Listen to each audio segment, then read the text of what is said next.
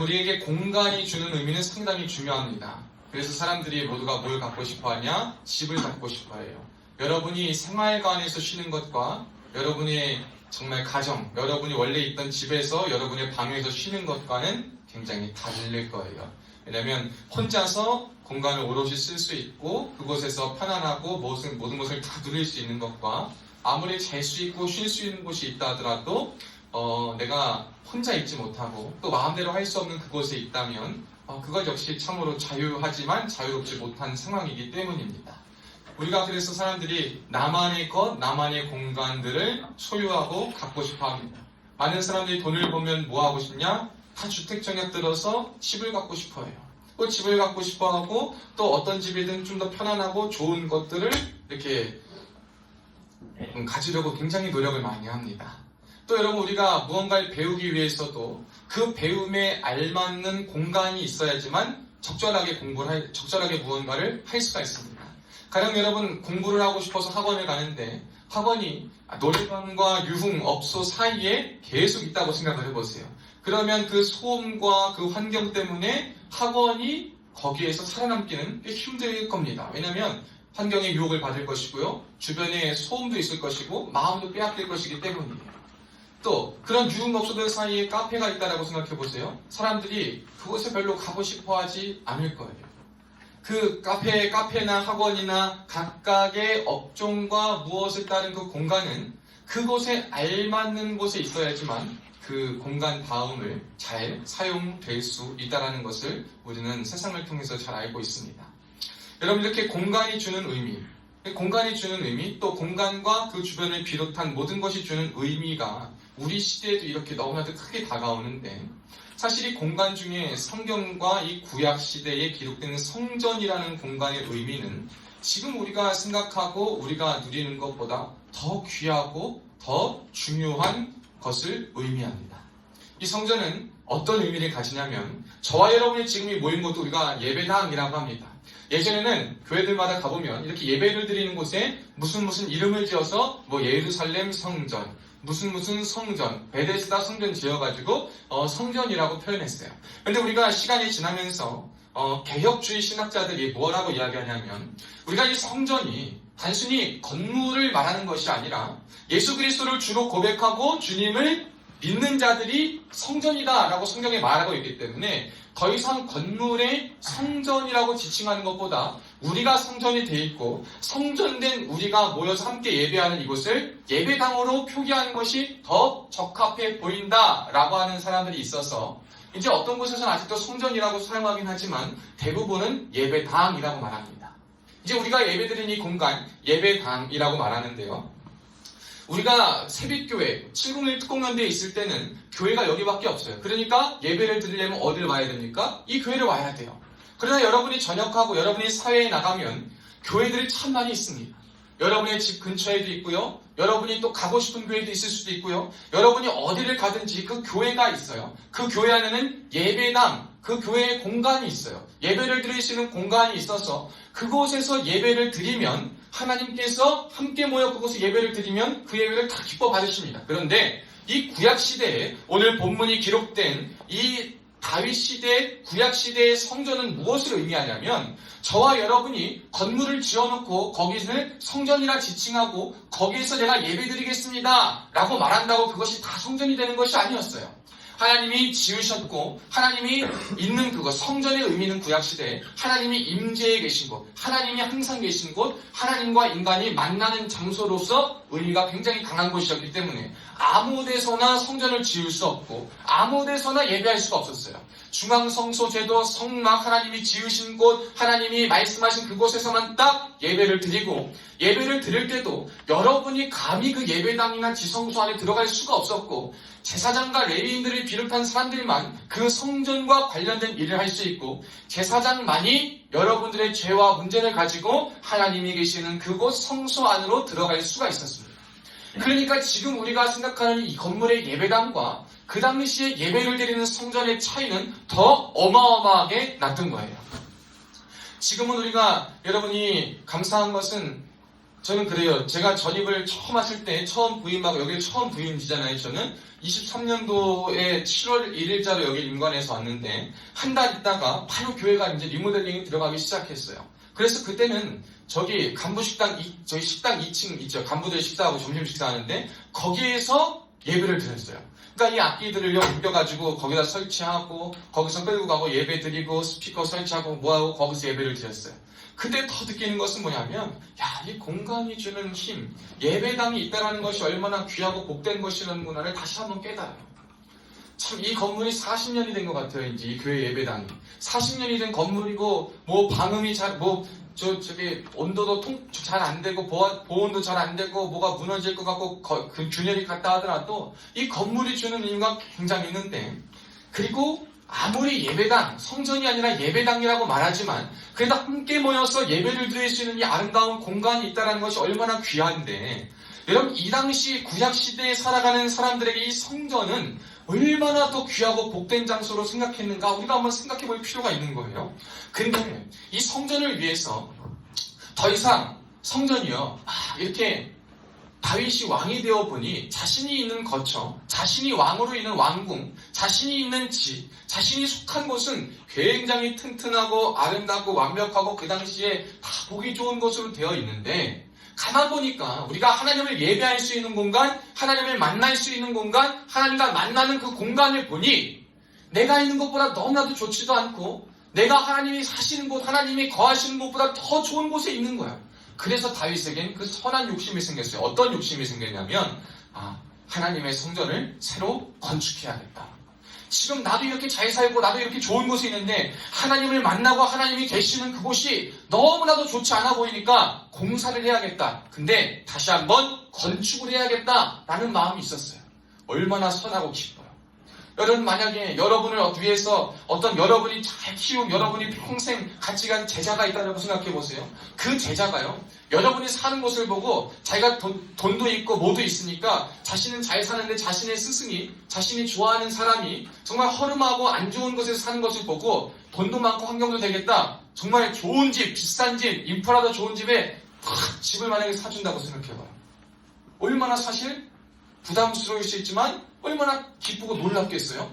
하나님 차원에서도 드디어 나를 위해서 이렇게 생각을 하고 이 다윗이라는 왕이 잘 삶과 동시에 나를 이렇게 생각하는구나, 얼마나 기특했을까라고 생각할 수 있어요. 그런데 하나님께서 다윗에게 뭐라 그랬냐면, 야, 너는 지금 나를 위해 성전을 건축한다라고 말을 했지만 너는 나를 위해 성전을 건축하지 못해 라고 말씀하셨어요.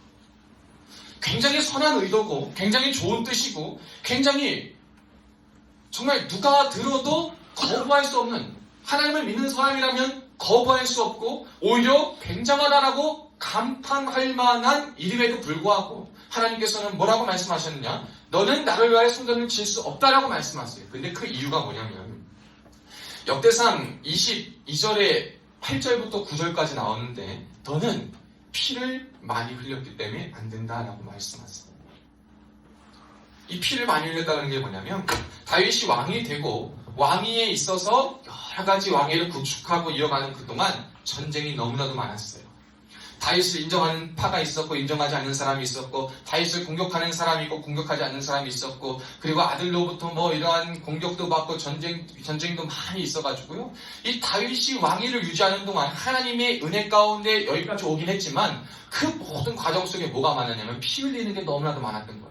무고한 사람들, 그리고 사람들의 생명이 잃어가는 너무나도 많은 일들이 있었기 때문에 하나님은 성전을 건축하고 하나님의 집을, 하나님의 임재요 하나님이 거하시는 곳을 건축하는 데 있어서 아무리 훌륭하고 하나님이 기뻐하는 자라 하더라도 피를 많이 흘리고, 그리고 분쟁이 있고 전투가 있고 전쟁이 있고 대적이 있고 살인이 있고 불의가 있었던 사람의 손에 그것이 지어지기를 원치 않으셨다는 거예요. 여러분, 우리가 하나님 앞에서 선한 일을 하고 좋은 일을 할 때 그 모든 것이요 다 완벽히 수용되지 않을 수가 있어요. 여러분, 그때 우리는 질문합니다.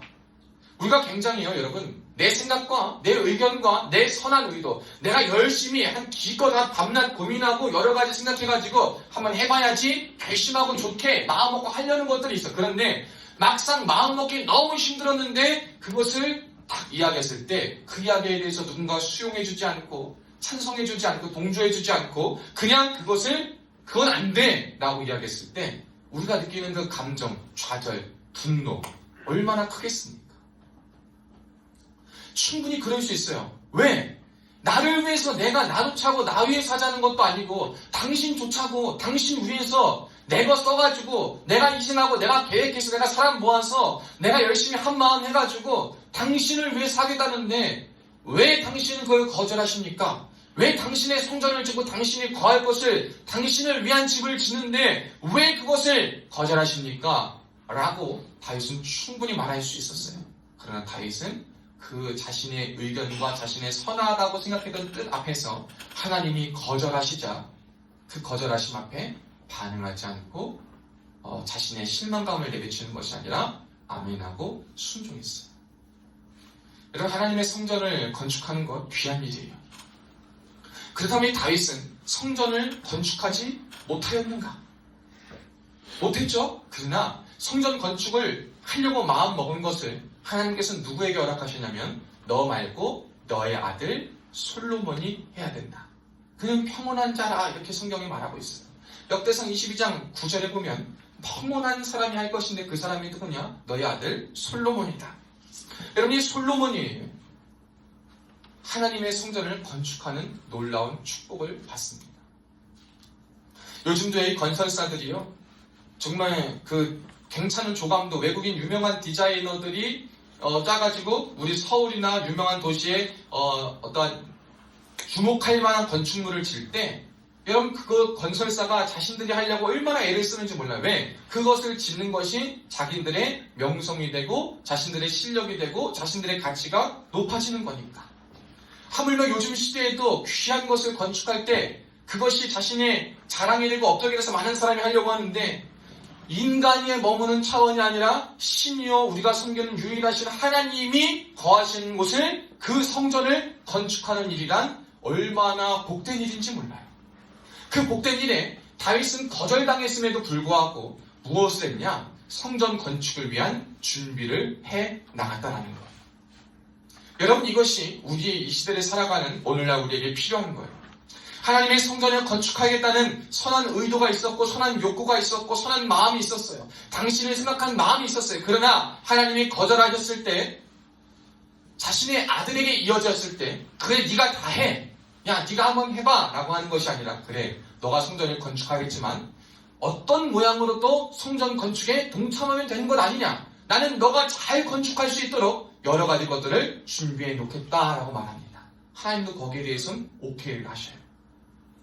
여러분, 여기서 우리가 생각해 볼 것은 뭐냐면 그렇다면 이제 성전 건축이 무엇이며 성전 건축하는 자세가 무엇인지를 한번 생각해 봐야 돼요. 여러분, 어쨌든 이 성전을 건축하고 건축하는 데 있어서 다윗이 지금 감사를 하나님 앞에 올렸어요. 왜 감사했느냐? 내가 짓지도 못하는데 그는 하나님의 일에 자기가 어떻게든 쓰임 받을 수 있다라는 사실에 감사했기 때문에 그 성전을 건축하는 준비를 동참했던 거예요. 여러분이요, 인생 가운데 하나님이 여러분에게 맡기신 일들을 우리가 세우고 주님 나라 일을 위해 일을 할 때에 여러분, 이제는 우리가 성전이잖아요. 우리가 성전이에요. 건물뿐만 아니라 우리가 성전이에요. 이 우리가 모든 것을 하나님의 뜻에 따라 세우고 세워서 하나님 나라 확장해 나갈 때 우리에게 필요한 것이 있어요. 그 기본은 뭐냐면요, 우리가 힘써야 한다는 거예요. 여러분, 힘써야 돼요. 우리나라가 이 기독교가 들어오게 된 계기가 뭔지 아세요, 여러분? 외국의 선교사님들이 그 당시 알지도 못하고 유명하지도 않고 주목받지도 못한 이 나라 가운데 그저 복음 하나 들고자 이 나라 가운데 들어왔어요. 어떤 선교사님은 배에서 성경을 들고 오는 길에 당시에 우리 외세를 대적한 그 정신이 우리나라 가운데 있어서 그 배에서 그냥 총 맞아 죽어버리셨어. 그는요, 복음을 전하지도 못하고 그가 가져온 성경만 남기고 그 바다에서 죽임을 당한 분도 계셨어요.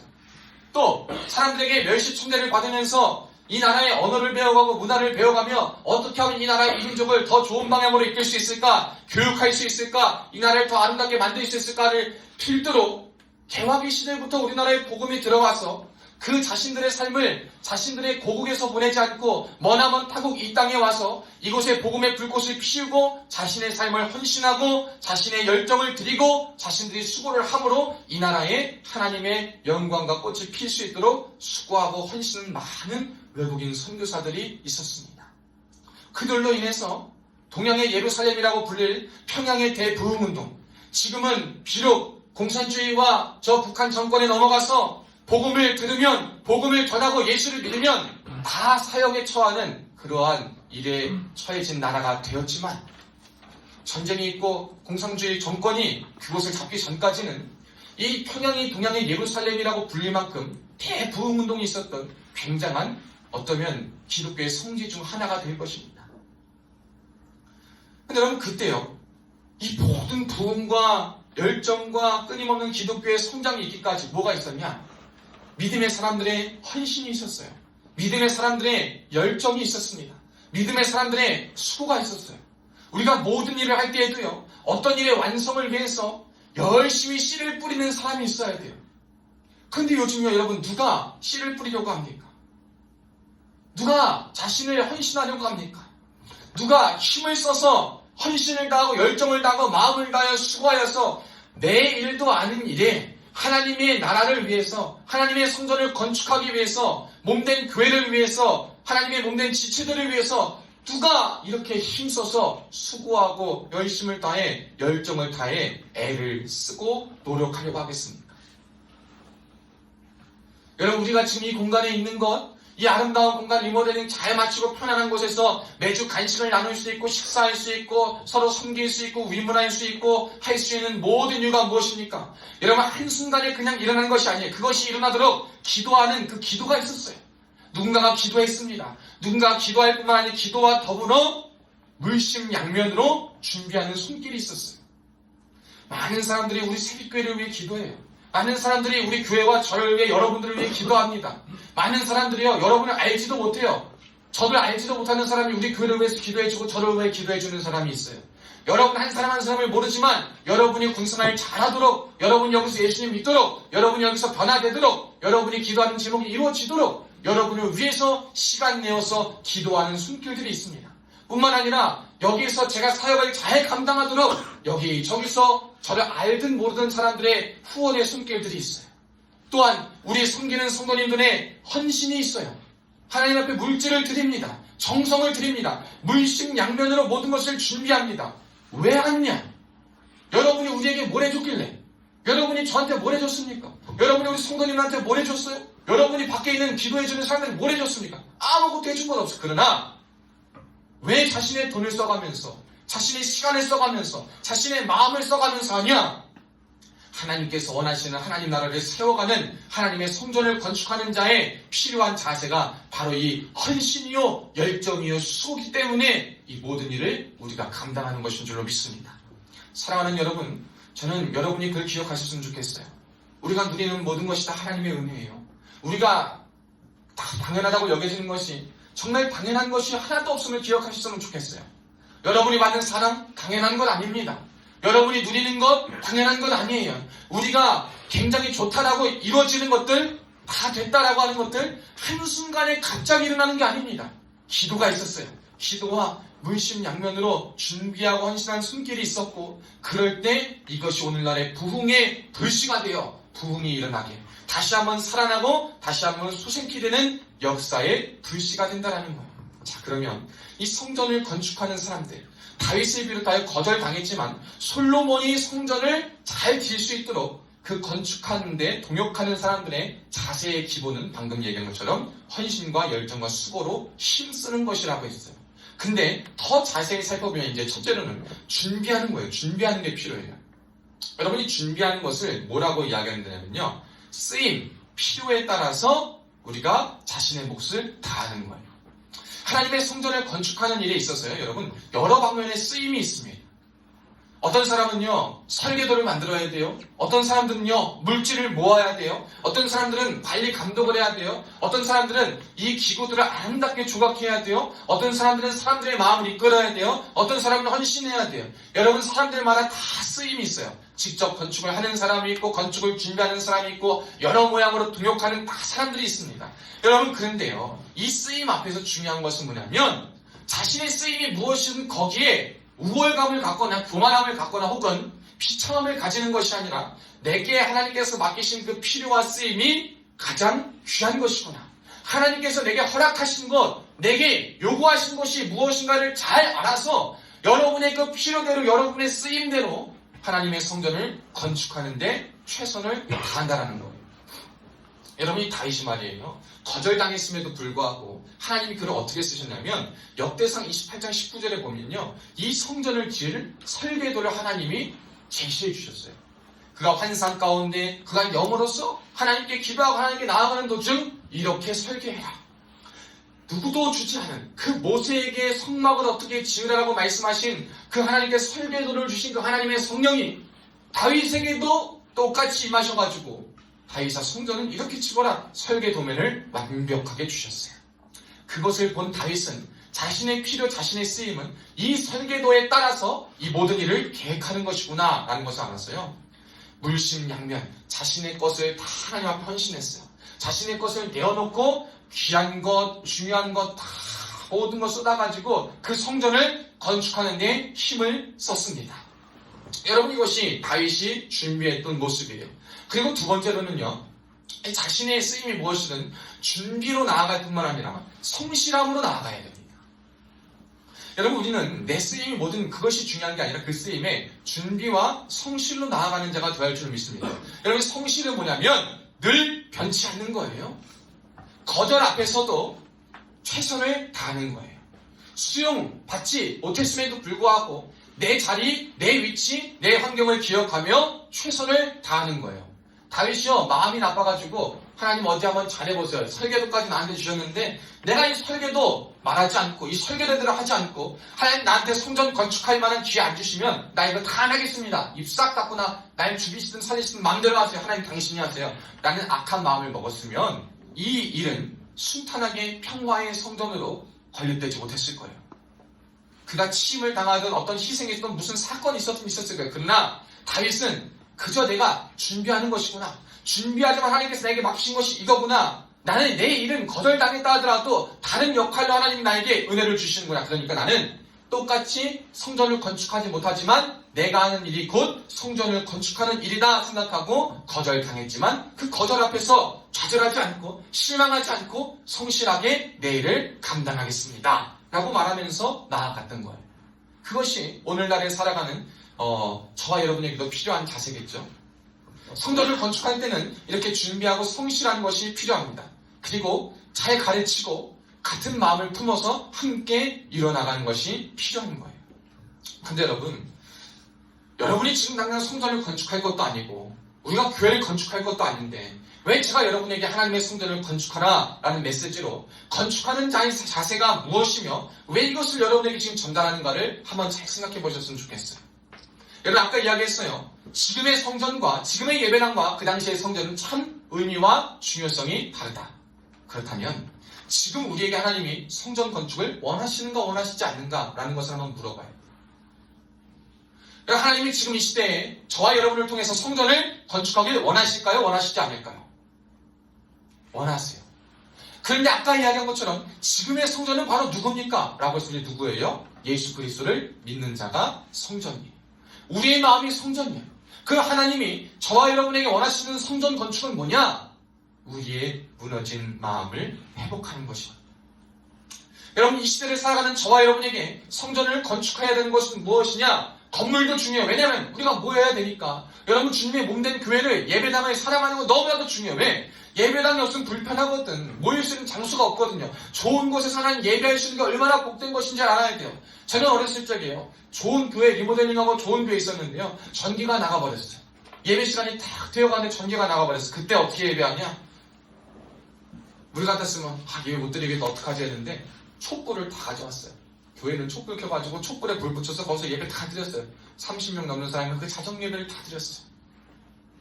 그때 느낀 거예요. 야, 이 전기가 굉장히 중요하구나. 근데 여러분, 이 건축물, 우리가 있는 공간도 중요한데 하나님이 지금 저와 여러분에게 더 원하시는 것은 뭐냐면 이제는 성전된 우리의 무너진 마음이 회복되는 그것. 하나님이 그것을 저와 여러분에게 너무나도 원하고 계세요. 여러분, 우리의 무너진 마음이 회복되는 것이 과연 무엇일까요? 그것은 뭐예요? 하나님, 우리의 시선이, 우리의 마음이 다른 곳에 행하고 분산되어 있는데 하나님을 온전히 바라보게 도와주세요. 하나님을 온전히 바라보는 것으로부터 시작하는 것. 내 무너진 마음, 내 시선이 막 분산됐어요. 하나님도 보지만 이것도 봐. 이 말씀도 보지만 저것도 봐. 이것도 하지만 저것도 해. 두 마리 토끼를 세상에 살아가는 필요한 것을 하나님도 잡고 이것도 잡고 세상에 요구하는 것도 잡고 하나님이 원하는 것도 잡고. 여러분, 주님 앞에서요, 흙 아닌 백이지 회색지대는 없거든요. 믿음의 회색지대가 있습니까? 없습니까? 여러분, 믿음의 회색지대는 없어요. 그런데 우리가 스스로가 회색지대를 자꾸 만들려고 그래요.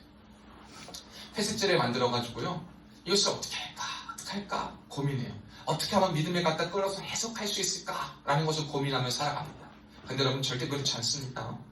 우리의 무너진 마음이 회복되고 하나님을 온전히 보기 위해서 다시 한번 성전을 우리가 건축해야 되는데 그 첫 번째는 뭐냐면요, 여러분, 우리가 회개함으로 시작해야 됩니다. 처음에 우리가 성전을 건축할 때 준비하는 것이 필요하다 그랬어요. 성전 건축하는 자에서가 준비라 그랬어요. 우리의 준비는 뭐냐면 회개함이요, 회개함. 여러분, 어떻게 하나님 앞에 우리가 온전히 하나님을 다시 한번 바라보고 마음이 회복될 수 있느냐? 저와 여러분이 죄인되고 정말 나약하고도 악한 사람임을 깨달아야 돼요. 여러분, 오늘 여러분이 예수님을 믿지 않든 믿든 여러분에게 여러분이 죄인입니다 라고 말할 때 솔직히 기분 나쁜 사람이 있을 수가 있어요. 그런데 예수님을 믿는 사람에 있어서 당신은 하나님 앞에 죄인입니다 라는 말을 들었을 때 이게 기분 나쁜 것이 아니라 정말 눈물, 오히려 나는 정말 말할 수 없는 죄인 중에 죄인이었구나가 깨달아지면 그때부터 뭐가 일어나냐면 여러분 마음이 회복되어 온전히 하나님을 바라볼 수 있는 성전이 건축됨의 준비가 시작되는 거예요. 거기서부터 시작되는 겁니다. 그래서 여러분, 우리의 마음이 하나님 앞에서 돌이킬 수 있도록 여러분이 가는 길들을 한번 잘 보셔야 돼요. 여러분, 우리의 인생의 길이 얼마나 중요한지 몰라요? 길을 갈 때 뭘 봐야 되냐면 신호를 보는 게 중요해요. 차들이 많고 하잖아요. 빨간불일 땐 멈추고 초록불일 땐 가야 돼요. 우리 인생도 마찬가지입니다. 앞으로 가고 뒤로 가고 어디로 가냐? 내비게이션을 잘 봐야 돼요. 그럼 내비게이션보다 더 중요한 건 뭐야? 신호를 잘 보는 게 중요해요. 신호를 안 보면 앞으로 갈 수 있지만 사고가 나고 누군가를 치워 죽일 수도 있고 누군가를 잘못되게 만들 수도 있고 결국엔 내가 죽을 수도 있어요. 우리가 인생을 살아가면서 인생길 속에서 하나님이 내 앞에 두신 신호가 무엇인가를 잘 알고 그 신호에 맞춰서 하나님 앞에 우리의 마음과 우리의 모든 것을 돌이키며 회개하는 것이 우리가 성전을 건축하는 첫 번째 준비 단계입니다. 그리고 두 번째는 뭐냐면 성실히 늘 살아가는 것. 우리가 거절감 앞에서도 거절당했음에도 불구하고 최선을 다하는 것이 성전 건축하는 자의 자세라 그랬어요. 두 번째로 우리가 생각해야 될 것은 뭐냐면 우리가 지금의 무너진 마음 회복하기 위해서 영적 성장의 삶을 살아가야 된다는 것. 여러분, 하나님의 말씀을 듣는 자의 가질 모습은 뭐냐면 늘 똑같이가 아니라 진보를 이뤄가는 삶이에요. 여러분, 좋은 것을 배우고 정말 더 높은 단계에 갈수록 우리의 실력과 수준이 똑같아지면 그 사람은 몹쓸 사람이에요, 사실. 정말 진짜 우리가 그 분야의 최고가 되기 위해서는요, 점점 더 성장하는 거예요. 근데 성장은요, 아파요. 성장은요, 그냥 되는 게 아니에요. 성장에는 헌신이 들어가고요, 성장에는요, 희생이 들어가고요, 성장에는요, 고난이 있고요, 성장에는 아픔이 다 있어요. 이 성장을 거치는 거예요. 내가 열심으로 해보려는 것에서도 거절도 당해보고, 내가 하는 모든 일들에서도 넘어져도 잡보고, 내가 하는 일에서도 그냥 배신도 당해보고, 어려움도 겪어보고, 여러 가지 일들에도 불구하고 나는 하나님 앞에서 내 삶을 최선을 다하여서 영적인 말씀과 원리를 따라 세상 가운데 살아가겠다. 이것이 바로 영적인 삶으로 우리의 무너진 마음의 성전을 다시 한번 회복하고 건축하는 거예요.